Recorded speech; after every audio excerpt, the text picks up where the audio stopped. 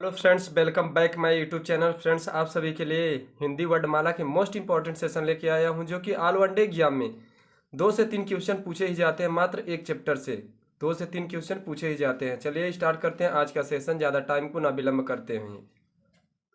तो आज का टॉपिक रहेगा हमारा हिंदी वर्णमाला, जो कि कम से कम 3 से 4 क्वेश्चन कोई भी ऑल वन डे एग्जाम है उसमें पूछा ही जाता है, मात्र इस चैप्टर से। इससे एक भी बाहर नहीं जाएगा, जितना मैं आपको बता रहा हूँ। चलिए फ्रेंड्स, स्टार्ट करते हैं आज का सेशन। पूछ लिया जाए, उच्चारण या उत्पत्ति के आधार पर स्वर कितने होते हैं? तो 3 होते हैं। कौन कौन सा होता है? हर्ष स्वर होता है, दीर्घ स्वर होता है और प्लुत स्वर। अगर पूछ लिया जाए कि कितने स्वर होते हैं या कितने प्रकार के होते हैं, तो 2 प्रकार के होते हैं। दीर्घ स्वर में कितने आते हैं? तो दीर्घ स्वर 2 प्रकार के होता है। कौन सा होता है? तो मूल स्वर होता है। उसके बाद कौन सा होता है? संयुक्त स्वर होता है। मूल स्वर क्या होता है? सजाती स्वर या संयुक्त स्वर। तो संयुक्त स्वर किसे कहते हैं? जो क्या होता है, अदर का क्या नाम है, जैसे संयुक्त स्वर और मूल स्वर। मूल स्वर क्या होता है? जो या सजाती स्वर वो होते हैं जो एक ही जाति को होते हैं, उसे सजाती स्वर कहते हैं। तथा जो क्या होता है, एक दूसरे से मिलकर बने होते हैं, उसे हम क्या कहते हैं? संयुक्त स्वर कहते हैं। चलिए फ्रेंड्स, जो होता है हर्ष स्वर हम किसे कहते हैं? जो कि बहुत कम, यानी कि कम से कम समय जहाँ पे लगता है, उसे हम हर्ष स्वर कहते हैं। हर्ष स्वरों की संख्या अगर पूछ लिया जाए कितनी होती है, तो हर्ष स्वरों की संख्या 4 होती है। और दीर्घ स्वरों की संख्या पूछ लिया जाए तो 7 होती है। प्लूत देखते हैं फ्रेंड्स। प्लूत में कौन सा आता है? अन और अह, यानी कि दो आते हैं। अन को कहते हैं अनुस्वार और अहाँ को क्या कहते हैं? विसर्ग कहते हैं। चलिए फ्रेंड्स, अब देखते हैं प्लूत का कहाँ पर प्रयोग किया जाता है। तो किसी को बुलाने के लिए प्रयोग किया जाता है। और दीर्घ स्वर क्या होता है? हर्ष स्वर का दुगना समय या उससे अधिक समय जहाँ पे लगता है, वहाँ पे क्या होता है? दीर्घ स्वर होता है। चलिए फ्रेंड्स, अब देखते हैं आगे। जीभ के प्रयोग के आधार पर 3 प्रकार के स्वर होते हैं। यानी कि जीभ के आधार पर कितने प्रकार के स्वर होते हैं? 3 प्रकार के। कौन कौन सा होता है? अग्र स्वर होता है, मध्य स्वर होता है और पश्च स्वर होता है। चलिए फ्रेंड्स, अब देखते हैं आगे कि अग्र स्वर किसे कहते हैं और पश्च स्वर किसे कहते हैं। अग्र स्वरों की संख्या कितनी होती है, पश्च स्वरों की संख्या कितनी होती है, मध्य स्वरों की संख्या कितनी होती है।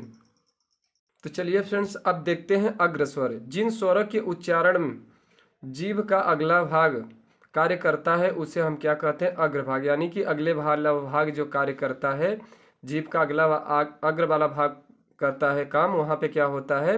वहाँ पे अग्रस्वर होता है। अग्रस्वर में कौन कौन आते हैं? ई आता है, बड़ा ई आता है, री आता है, ए आता है, अय। ये सब के सब कौन से हैं? अग्रस्वर। अब देखते हैं फ्रेंड्स पश्च स्वर। पश्च स्वर में कौन कौन से आते हैं? जिन स्वरों के उच्चारण में जीभ का पिछला भाग काम करता है, यानी कि पिछले भाग का प्रयोग करते हैं, तो उन्हें हम क्या कहते हैं? पश्च स्वर कहते हैं। पश्च स्वर में कौन सा आता है? तो पश्च स्वर में आ आता है, छोटा ऊ आता है, बड़ा ऊ आता है, ओ आता है और अ आता है। ए और ये कौन सा भाग काम करता है? तो पिछले वाला भाग जीभ का काम करता है। अब देखते हैं फ्रेंड्स, इनकी संख्या देखा जाए तो कितनी है, तो गिन लीजिए। 1 2 3 4 5। तो इनकी संख्या 5 हो जाएगी। यहाँ भी इनकी संख्या भी पूछी जाएगी तो 5 होती है। देखते हैं फ्रेंड्स अब आगे, यानी कि 10 हो गए। अब देखते हैं मध्य स्वर। जिन स्वरों के उच्चारण में जीभ का मध्य वाला भाग कार्य करता है, उसे हम क्या कहते हैं? तो मध्य भाग काम करता है, तो वहाँ पे क्या होता है? मध्य स्वर होता है। मध्य स्वर यानी कि बीच वाला भाग जो कार्य करता है। तो यह मात्र इनकी संख्या पूछा जाए कितनी होती है? 1 होती है। क्या होता है? तो मात्र कौन सा होता है? तो होता है अ। मध्य स्वर में कौन सा आता है? अ आता है। चलिए फ्रेंड्स, देखते हैं इसके आगे। चलिए फ्रेंड्स, देखते हैं अगर पूछ लिया जाए ओष्ठ के आधार पर स्वर 2 प्रकार की ही होती हैं। कौन कौन सा होता है? आवृत्ति मुखी स्वर होता है, वृत्ति मुखी स्वर होता है। यानी कि आवृत्त मुखी स्वर होता है और वृत्ति मुखी स्वर होता है। आवृत्त मुखी स्वर किसे कहते हैं? जिन स्वरों के उच्चारण में ओठ गोलाकार अथवा वृत्ताकार मुख नहीं होता, उसे हम क्या कहते हैं? तो उसे आवृत्ति मुख। यानी कि जहाँ पर ओठ क्या होता है? गोलाकार नहीं होता, वहाँ पे क्या होता है? आवृत्तीय स्वर होता है। जैसे देखिए अ, आ, ई, उ और री और ए, ऐ, ये सब के सब क्या हो जाएंगे? आवृत्त स्वर हो जाएंगे। अगर देखते हैं वृत्त स्वर। वृत्त स्वर में क्या होता है? ओठ क्या होता है? गोलाकार। जिन स्वरों के उच्चारण में ओठ गोलाकार अथवा वृत्त मुखी होती हैं, उन्हें हम क्या कहते हैं? तो वृत्तमुखी स्वर कहते हैं। क्या कहते हैं? वृत्तमुखी। यहाँ पे क्या होता है? ओठ गोला हो जाता है, वहाँ पे होता है वृत्तमुखी स्वर। देखते हैं उ, यह हो जाएगा ऊ, बड़ा ऊ, ओ औ। इसमें क्या हो रहा है, ओठ गोला हो रहा है बोलने में, तो क्या हो जाएगा हमारा वृत्तमुखी। अगर इनकी संख्या पूछ लिया जाए तो 7 होती है, इनकी संख्या पूछा जाएगा तो 4 होती है। अब चलिए फ्रेंड्स देखते हैं आगे। अगर पूछ लिया जाए व्यंजन यानी कि ऐसे वर्ड जिनके उच्चारण में स्वर की सहायता ली जाए, उसे हम क्या कहते हैं, व्यंजन। यानी कि ऐसा वर्ड, कोई भी वर्ड हो जिसमें क्या होता है, स्वर की सहायता ली जाती है या सहायता से बोली जाती है, उच्चारण करते समय स्वर की सहायता ली जाती है, वहाँ पे क्या होता है, व्यंजन स्वर होता है। यानी कि जिन वर्ण का उच्चारण करने में स्वर की सहायता ली जाती है उसे हम क्या कहते हैं, तो व्यंजन कहते हैं। जैसे व्यंजन क्या हो जाएगा, क में क्या जुड़ रहा है, अ, यानी कि इसमें क्या जुड़ रहा है, अ जुड़ रहा है ना स्वर, तो यहाँ पे क्या हो जाएगा, तो ये क्या हो जाएगा, तो व्यंजन हो जाएगा। ख में भी क्या हो रहा है, अ जुड़ रहा है, यानी कि स्वर की क्या हो रहा है, ध्वनियाँ जुड़ रही हैं आपस में, तो यहाँ पे क्या हो जाएगा, जैसे ले लेते हैं क ख ग घ अंग तक और ज्ञ तक। देखते हैं फ्रेंड्स अपने नेक्स्ट पॉइंट में क्या है, व्यंजन की कुल संख्या अगर पूछा जाए तो 33 होती है, और कुल संख्या पूछा जाए वहाँ पे 39 होती है, और कहीं पे क्या होता है, मुख्यतः देखा जाए तो 33 होती है।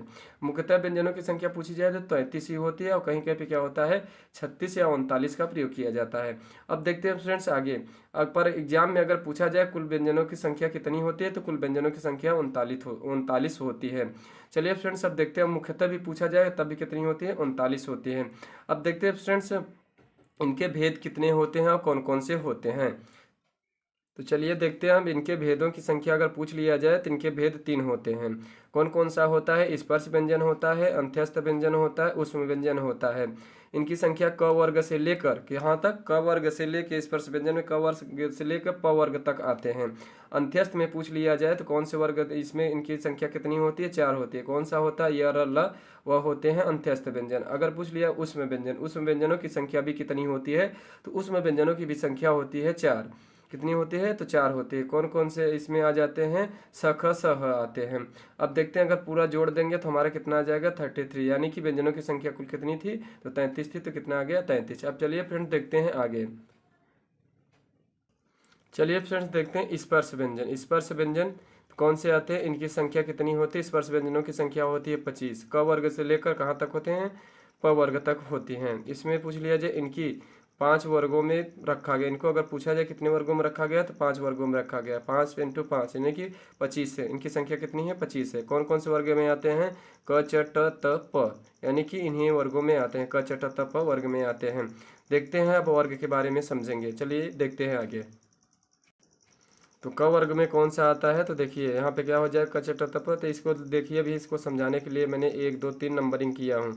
देखिए यहाँ क्या करते हैं, इसी से क्या होगा, अभी ट्रिक बनेगा नीचे।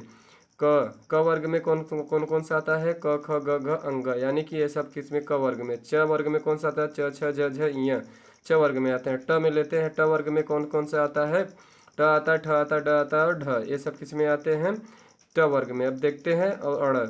त वर्ग में कौन कौन से आते हैं, त वर्ग में आ जाते हैं त थ द ध न, ये सब किस में आते हैं, त वर्ग में। अब चलिए फ्रेंड्स देखते हैं प वर्ग में कौन से आते हैं, प फ ब भ म, ये कितने कौन से वर्ग में आते हैं, प वर्ग में। अगर इसके देखा जाए, ये जो पांचों दिया है इसे हम किस नाम से जानते हैं, अनुस्वार के नाम से जानते हैं, नासिक सघोष के नाम से जानते हैं, नासिक व्यंजन के नाम से जानते हैं। अगर पूछ लिया नासिक व्यंजनों की संख्या कितनी होती है, तो नासिक व्यंजनों की संख्या 5 होती है।